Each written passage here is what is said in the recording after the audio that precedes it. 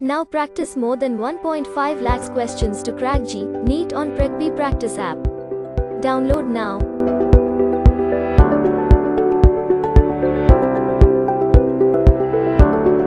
Okay.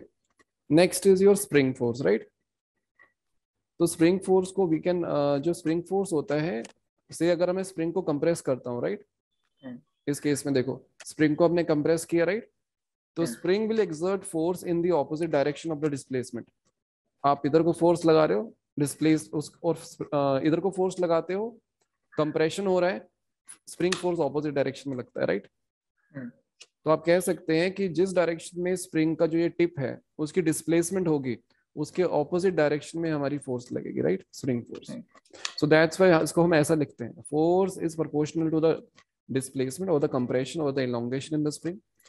Minus के X का मतलब है एक्स के ऑपोजिट होगा. अगर आप उसको कंप्रेस करोगे तो फोर्स उसके ऑपोजिट लगेगा, अगर आप उसको इलोंगेट करोगे तो इनवर्ट लगेगा, राइट? ठीक है, तो ये हमारा हो गया स्प्रिंग फोर्स. अब इसको यूटिलाइज करते हैं. तो स्प्रिंग की दो, एक तो नेचुरल लेंथ होती है, वो तो आपको पता होगा, राइट? तो this is the natural length, means no compression no elongation.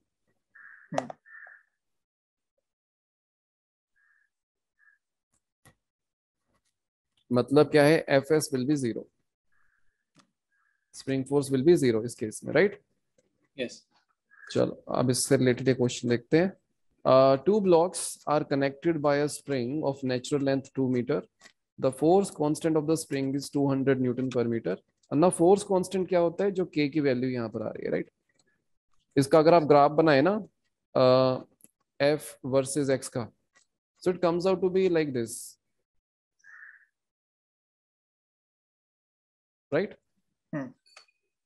Okay, तो इस तरह से इसका ग्राफ बने.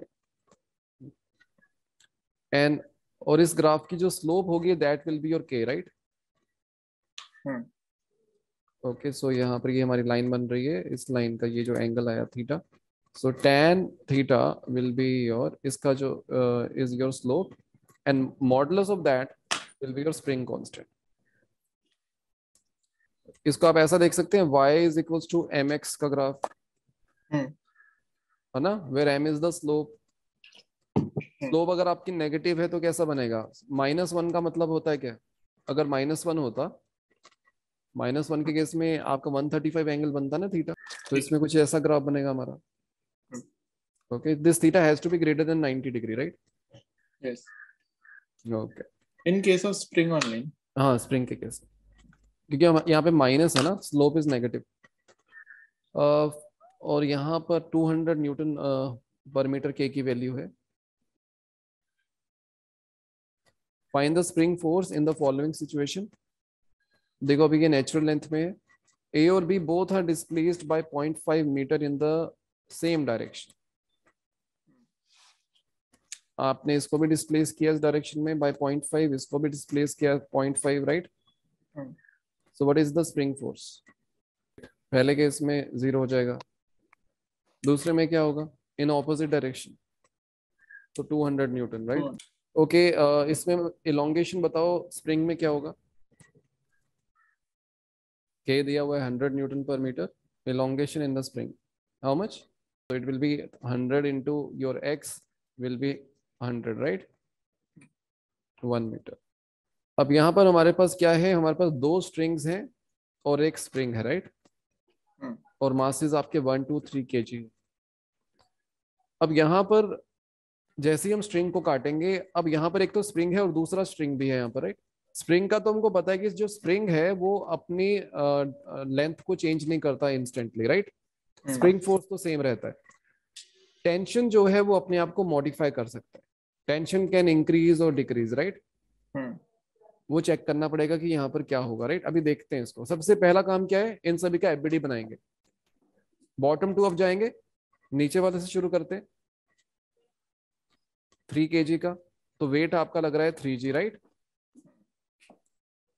ओके, स्प्रिंग फोर्स आपका हो गया यहां से F S, spring force 3g के बराबर हो गया. 2 kg का बनाते हैं. स्प्रिंग फोर्स नीचे लग रहा है जो कि 3g के बराबर है, राइट? वेट है आपका 2g के बराबर, राइट। मान लेते हैं टेंशन T1 है यहाँ पर, तो यहाँ से T1 आ गया 5g, राइट। 1 kg का बनाते हैं। यहाँ पर टेंशन है आपका T1, वेट है आपका g, राइट। और ऊपर वाली स्ट्रिंग में मान लेते हैं T2, राइट। तो T2 will be g plus T1। तो जैसे ही हमने स्ट्रिंग को काटा, स्ट्रिंग को काटते ही आपका T2 0 हो जाएगा, राइट। और बस यहाँ पे फर्क पड़ेगा ना, ए में फर्क पड़ेगा, तो जिसके कारण आपका T1 की वैल्यू चेंज हो सकती है, हमें नहीं पता कितनी होगी, राइट। राइट। अब यहाँ पर दो केसेस आप कंसिडर कर सकते हो। पहला केस है आपका, मान लेते हैं कि जो टेंशन है वो 0 हो गई, ठीक है। मान लेते हैं टेंशन इज 0, मतलब टी आपका T1 हो गया 0। स्ट्रिंग काटी ऊपर वाली, तो नीचे वाली स्ट्रिंग में भी टेंशन 0 हो गया, राइट। अगर टेंशन 0 है तो आपका जो ए होगा उसका एफबीडी कैसा बनेगा? उसका एफबीडी ऐसा बनेगा, there is a gravitational force g, mg plus t। Okay, यही होगा ना। हाँ जी, तो ये नीचे जा रहा होगा with an acceleration g, okay. और जो बी है उस पर नीचे लग रहा होगा 5g, राइट। तो इसकी एक्सेलरेशन हो जाएगी 5/2g, राइट। दिख रहा है? Net force divided by mass. अब देखो कि एक चीज है जिसमें एक्सेलरेशन ज्यादा है, दूसरे में कम है, राइट। नीचे वाली की एक्सेलरेशन ज्यादा है, ऊपर वाली की कम है। तो क्या ऐसा हो सकता है कि टेंशन 0? नहीं हो सकता ना। बी आपका तेजी से जा रहा है, तो नीचे वाला ब्लॉक अगर तेजी से नीचे जा रहा है, मतलब उसकी एक्सेलरेशन ज्यादा है ऊपर वाले से, तो टेंशन कैन नेवर बी 0। तो टेंशन की वैल्यू मॉडिफाई होगी, there will be some non zero tension, right. So your 5g/2 is greater than g, right? It implies t is not equals to 0. तो हमने मान लिया टेंशन है some value. अगर tension की कुछ भी वैल्यू है, आपकी स्ट्रिंग आपकी स्लैक नहीं है, तो 1 and 2 will move together. A and B will move together. तो अगर वो एक साथ मूव कर रहे हैं तो मैं उसको एक सब सिस्टम मान सकता हूँ। So let us draw that diagram. So ये रहा हमारा सब सिस्टम, ये 1 kg, और ये रही आपकी स्ट्रिंग, और ये रहा आपका 2 kg। ये हमारा सब सिस्टम बन गया।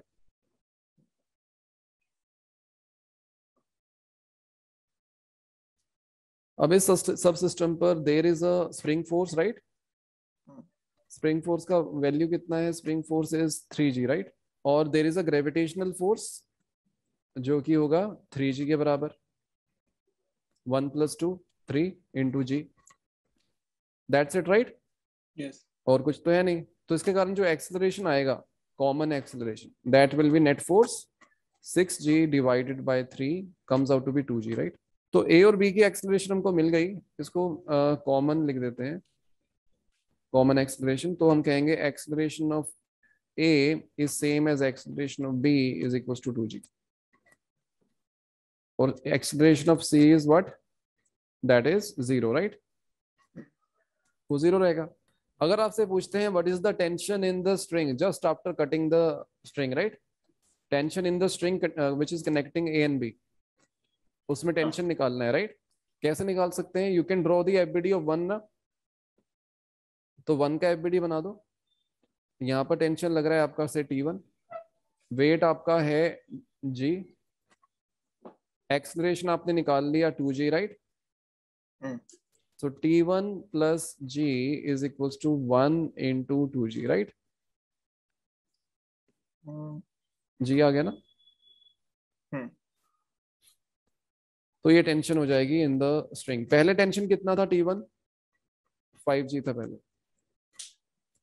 राइट। तो वो टेंशन मॉडिफाई हो गई और वो बन गई g।